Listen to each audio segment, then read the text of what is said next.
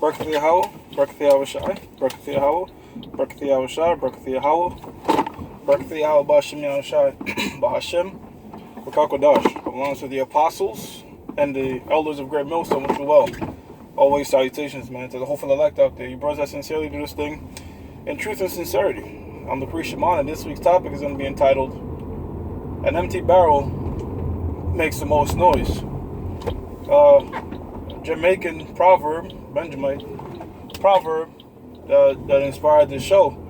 And what it said, what the meaning of it is pretty much also uttered in the scriptures. And I don't know, when you brothers from the West Indies should know this, that when you ship stuff out in a barrel, all right? And you put the clothes in it, your stuff like that. And when you ship it, right? But an empty barrel, if it was to fall, it'll make a lot of noise, right? But an empty barrel has nothing in it. It has no substance. And this is a response to the elder Kazakh video, which the Apostle Elder Tahar re-uploaded about cheerleading. You know what I'm saying? About cheerleading. It's the same shit. It's like you're like an empty barrel, all right? And you're making the most noise. But you have no fucking substance. A lot of times, you click on the videos, you see a guy commenting on your video and he's correcting you, and the scripture should be this way, that way, or a ton of cheerleading going on. You click the video, you click the page, and there's no fucking video. There's no substance on your channel. There's nothing.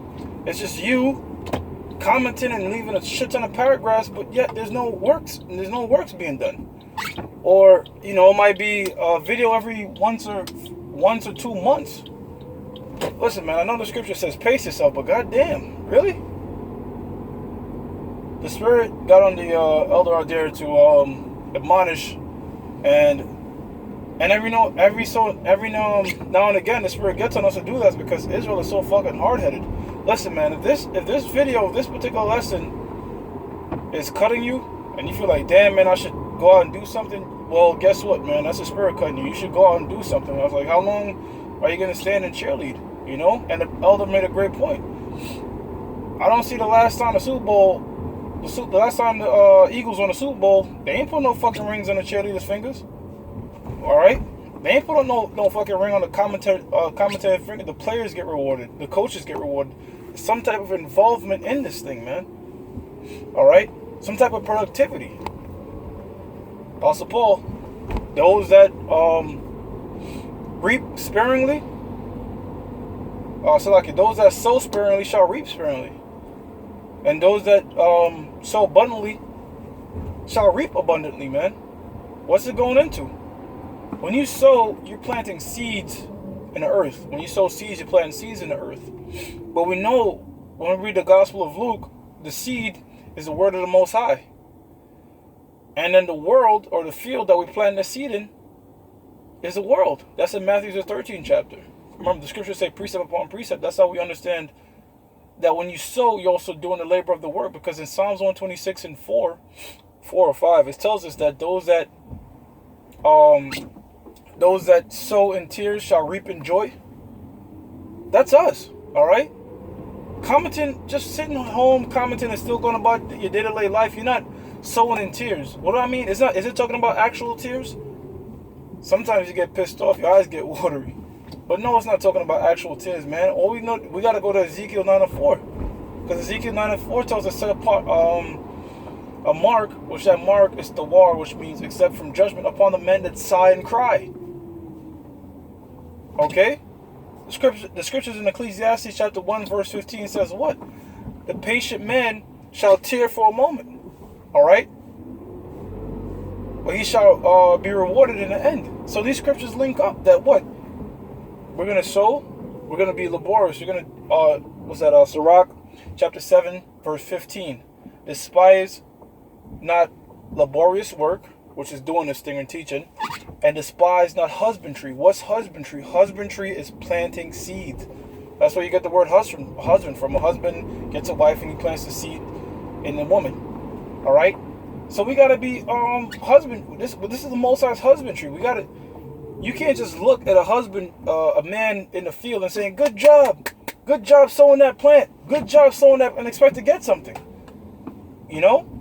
And to the point, you know, if you was actually just to sit back and see a man laboring out in the field and the guy just say, that's how you pick it. That's how you pick that. That shit will kind of piss you off. It'll get fucking annoying. It's the same thing with doing this work. It's like, damn, bro, stop fucking kissing ass, man. And do something. You know? I'm like really trying to picture that. You know, like, you know, Apostle Gabar stress visualization. Visualize that, man. You are in the fucking field working, and the guy's just, yup, that's right. That's how you sow that field. That's right. You gonna be like, dude, get the fuck out of here, bro. Or help me do this husbandry right here. All right, so that's a Mosai's attitude, okay? That's and it's, don't even get me started. When you just Google word search in your Blue Letter Bible or your My Sword app sluggard, see what the scriptures say about that person. All right, and even more yet, you don't want to be boastful and not be doing shit. You don't want to be boastful, period. But even more so when you're not even doing any work. Hence the title of the show: "Empty barrel makes the most noise." It also says, what's the proverbs about? There's a proverb about a boaster that says his promises are like a cloud that brings no rain. You know what I'm saying? If I'm not mistaken, his words or his promises is like a cloud that brings no rain. Because in the ancient times, you would want shit to rain. You want your crops to grow. You know, it's harvest time. You want them to get watered, and you see this big fucking storm cloud coming. You're thinking yes, and then there's no fucking rain. You're like, what? It's like, damn, what's the point of this cloud? I mean, it's a cool shape. What's the point of this cloud right here? There's no benefit. There's no substance to it because it's not gonna water my crops. The same thing with a boaster, man. All right? Same thing with a guy that boasts themselves up.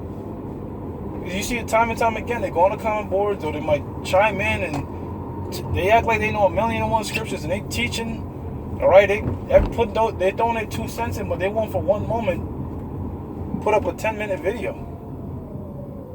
3 shows a week, forget about it. That's just like really absurd to people for some reason. 3 shows a week is not shit, man.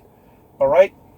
If you think about 3 shows a week, just think about the Lord going on that cross, and dying for your monkey ass, man.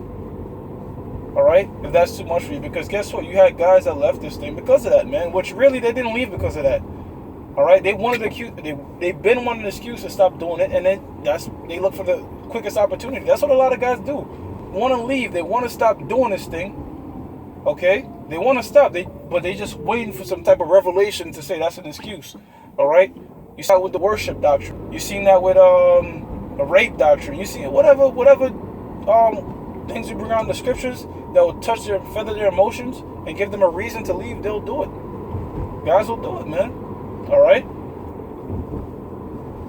So the spirit getting us for guys to be more laborious is scriptural. All right. Hey, why the Apostle Paul and Barnabas parted ways? Because the Apostle Paul, he was particular about men that were around him. He didn't want guys that were sluggish, man. He wanted guys that had a good rapport, guys that were diligent, all right, to be around his circle, man. Because what? Why does that make sense? Well, look, go to the law in Deuteronomy the 20th chapter, right? When you go to the law in Deuteronomy the 20th chapter, it tells you, if any man around you is faint-hearted, let him go home. And we have fucking war right now, so you don't want a faint-hearted person around you, because according to the law in Deuteronomy, that person will bring the other men down. All right? And this is a spiritual warfare, man. You got a guy that's fucking lazy as hands down, double-minded and getting all disenchanted. He'll fall out, and we've seen it with our eyes, and he'll take others with him, man. So if that's the case, just bounce. Don't have that spirit around you, man. You want to be around guys that if you do a video, they gonna do it to motivate you. All right, to do another video. That's the type of shit you want. That's the type of shit you want to be around, man. Just like you brothers that play sports, man. It's always fun being around practice around the guy that's, you know what I'm saying? If you can play basketball or whatever type of activity, it's always fun being around that guy that's going to get everybody hyped up. You know what I'm saying? He's not dead and shit. Because when you see your leader is dead, trust me, man. All right? That shit is contagious. Like my man Jarvis Landry said, that shit is contagious. Hey, man, with that, straight to the point, arrived at my destination. I'm going to give all praises to Yahweh, Ba'ashem, Yahushai, Ba'ashem, Rakakodash. Double honors to the apostles and the elders of great millstone with true well. And always salutations to the hopeful elect out there, man. You bros that sincerely do this thing in truth and sincerity. Shalom.